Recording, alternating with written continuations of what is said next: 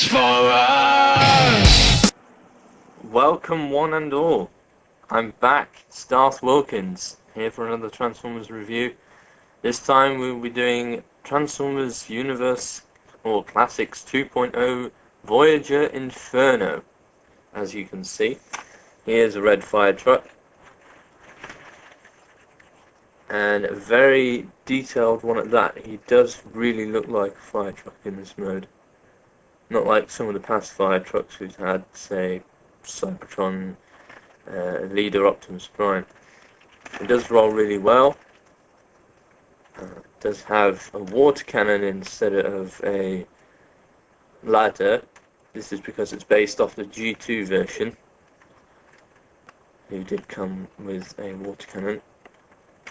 So it can't quite rotate 360 due to some of these paneling, but you can pretty much get it almost 360, so any direction you want. It does have a little bit of tilt, tilt down or a bit further down and about up to there. And as you can tell, the missile is shaped like a water blast, if you like, and you just press the button and it does fire out the water. Take a look at the back. Even the back's detailed. Little bits of ladders here, exhaust pipes. Really nice looking mould. A bit of an extra detailing. Try and get some of the glare off. You can see there's moulded in seats and even a steering wheel. However, you'd have to be like a hobbit to fit in, really, because the seats are crushed up against the front of the cab, and the steering wheel is like pretty much on your lap. So yes, apparently you have to be a hobbit to drive Inferno. Onto the transformation then. Right, to start with, what we do is we start to focus. There we go. So you push these panels out on little tabs, which you can see, and then we pull this bit just so it comes loose like that. And then we do the same on the other side. You push and you pull. This will then free up the back section, and it's actually easier if you pull these bits around like that, and we'll do the same on the other side, just so it frees up this back section. And then what you want to do is you want to flip these in, put the front wheels in. Now if you look underneath, we don't just want to pull these down, we want to rotate this section as well and move the tyres. So as we pull, it moves down like that.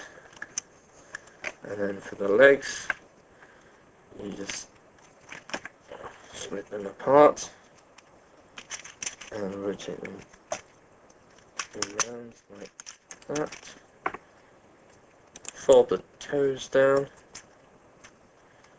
because most of the feet is already there. Most of the foot, sorry.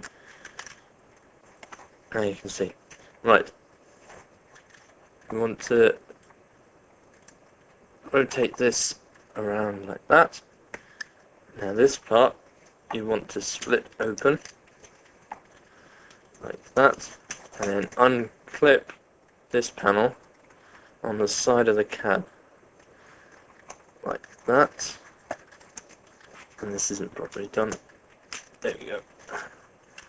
And do the same on the other side. So these are free to move around. And then all we do is we pull it up, rotate this bit in, and then move the arms forward. And just get this panel out of the way. And we do exactly the same on the other side. Rotate it up, foot panel in, and rotate the arm around like that. And then we'll just move the panel out of the way, around the back. We fold these panels on the arms up, and then rotate on the forearm, showing the hand off a bit more, and do exactly the same on the other arm. Epic head reveal. This light bar here, you just move it towards you, and his head flips up, and you turn it around.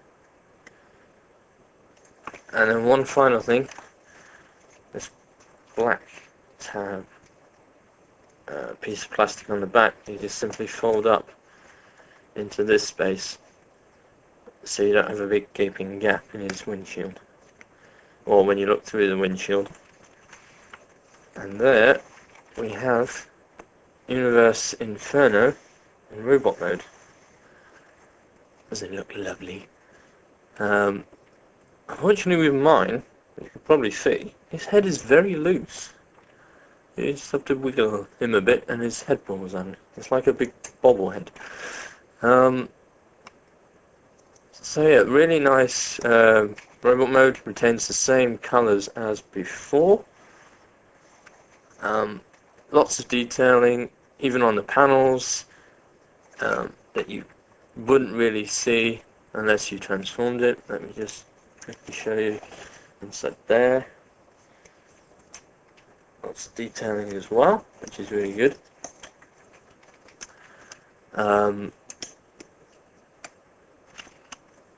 Good detailing on the inside of the legs, which you can see.